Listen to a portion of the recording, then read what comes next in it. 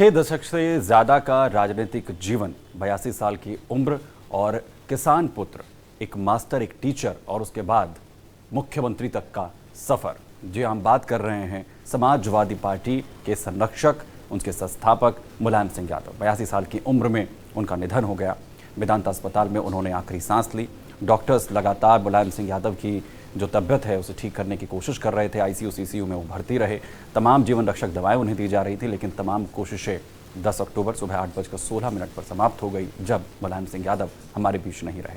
लेकिन मुलायम सिंह यादव का जो जीवन रहा है, जो उनकी शख्सियत रही है, वो बहुत बड़ी रही है। न सिर्फ उत्तर प्रदेश की राजनीति के लिहाज से भी, बल्कि केंद्र की, पूरे देश भर की राजनीति में मुलायम सिंह यादव का जो चेहरा है, उनकी शख्सियत है, वो बहुत ऊंची मानी जाती है। और खास तौर पर तमाम अपने विपक्षी दलों को किस तरीके से साध कर वो आगे बढ़ते थे, ये मुलायम सिंह यादव ने वक्त वक्त पर दिखाया है। उनके जीवन के अगर कुछ खास किस्सों की बात करें, जैसे उनके राजनीतिक जीवन की आखिर किस तरीके से शुरुआत हुई, कैसे पहलवानी के अखाड़े से राजनीति के अखाड़े में अपने तमाम प्रतिद्वंदियों को उन्होंने पटखनी दी, वो किस्से बहुत रोमांचक हैं। दरअसल सबसे पहले अगर एक किस्से की बात करें कि आखिर किस तरीके से मुलायम सिंह यादव ने अपने जीवन की जब शुरुआत कर रहे थे, राजनीतिक करियर की वो शुरुआत कर रहे थे, पैसे नहीं थे, लेकिन विधायकी का टिकट मिल गया था।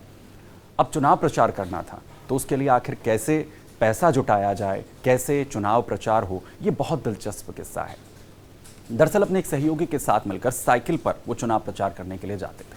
उन्होंने इसके लिए, क्योंकि पैसे की कमी थी विधायकी का चुनाव लड़ने के लिए, तो जहां पर भी वो वोट जाने के लिए लेने के लिए जाते थे, तो अपने तमाम वोटर्स से वो अपील करते थे कि एक वोट के साथ चंदा जो है वो उन्हें दें, एक नोट जो है वो दें, और साथ ही साथ वो वादा करते थे कि वो ज़रूर इस पैसे को, इस चंदे को ब्याज के सहित आपको लौटाएंगे, यानी कि अपने कामों से वो इसे वापस करेंगे। ये उनका जो एक अभियान था, ये बहुत ज़्यादा पॉपुलर हुआ। इसके साथ ही अपने चुनाव प्रचार की जो रूपरेखा है उसे और ज़्यादा बड़ा करने के लिए जो चंदे का पैसा आया, उसके ज़रिए एक पुरानी एम्बेसडर कार खरीदी गई। अब एम्बेसडर कार तो आ गई थी, लेकिन अब चुनाव प्रचार के लिए ईंधन की, इस कार को चलाने के लिए ज़रूरत थी। आखिर वो कहाँ से आए, इसका भी एक बहुत दिलचस्प किस्सा है, क्योंकि गांव के लोगों के बीच उनकी बहुत अच्छी पहचान थी। गांव के जो लोग हैं उन्हें बहुत मानते थे, तो इसके लिए सभी गांव के लोगों ने उपवास करना शुरू कर दिया। और एक वक्त का जो खाना बचता था, उस अनाज से, उस खाने को जो पैसा उससे मिलता था, उससे ईंधन खरीदने की व्यवस्था की गई।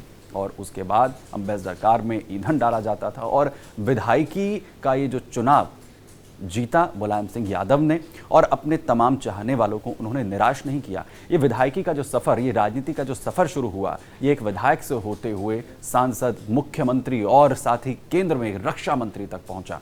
हालांकि कई बार तो ऐसा वक्त भी आया जब उन्हें प्रधानमंत्री का सबसे बड़ा दावेदार भी माना जाता रहा। उनके जीवन के कुछ और किस्से भी हैं कि आखिर कैसे उनके राजनीतिक जीवन की शुरुआत हुई। दरअसल उनके जो राजनीतिक गुरु नत्थू सिंह हैं, उनकी नज़र उन पर आखिर किस तरीके से पड़ी। मुलायम सिंह यादव बहुत ही जाने माने पहलवान बन गए थे। अपने शुरुआती दिनों में, जवानी के दिनों में अच्छे अच्छे पहलवानों को उन्होंने अखाड़ों में धूल चटाई थी।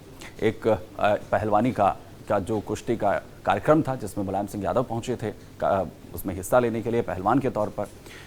नत्थू सिंह ने देखा कि मुलायम सिंह यादव ने कुछ ही मिनट में अपने विरोधी पहलवान को अखाड़े में चित्त कर दिया। बस वहीं से नत्थू सिंह को मुलायम सिंह भाग गए।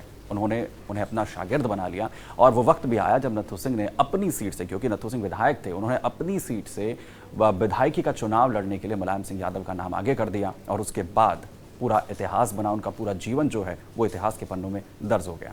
मुलायम सिंह कितने बेबाक थे, उनका एक किस्सा मैनपुरी करहल से सामने आता है। जब अपनी बेबाकी के लिए उन्होंने कैसे न सिर्फ एक इंस्पेक्टर को मंच पर पटक दिया था। दरअसल वाकया ये था कि एक कवि वहाँ मंच पर कविता पाठ कर रहे थे और सरकार के खिलाफ, क्योंकि अमूमन जो कवि हैं वो सरकार के विरोध में जब भी कोई काव्य पाठ करते हैं तो उसे लेकर आपने कई मंचों से उन्हें बोलते हुए देखा भी होगा।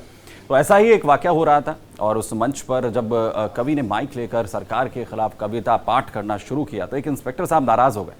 इंस्पेक्टर साहब वहाँ पर पहुँचे और कवि से उन्होंने माइक छीन लिया और कहा कि आप सरकार के खिलाफ कोई काव्य पाठ यहाँ पर नहीं कर सकते हैं, कोई कविता नहीं पढ़ते हैं। लेकिन मुलायम सिंह यादव को ये नागवार गुजरा।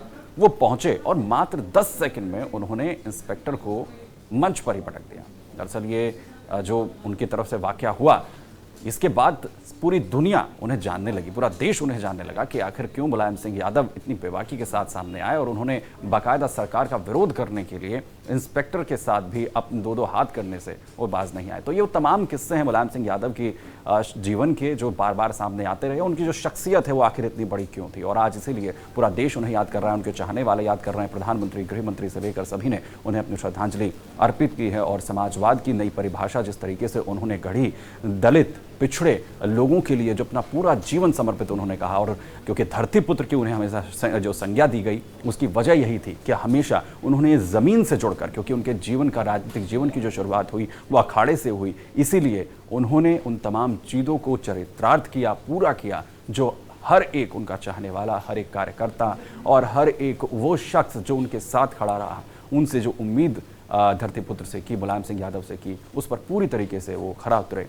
और आज पूरी दुनिया, पूरा देश मुलायम सिंह यादव को याद कर रहा है। हमारी ओर से भी उन्हें सच्ची श्रद्धांजलि।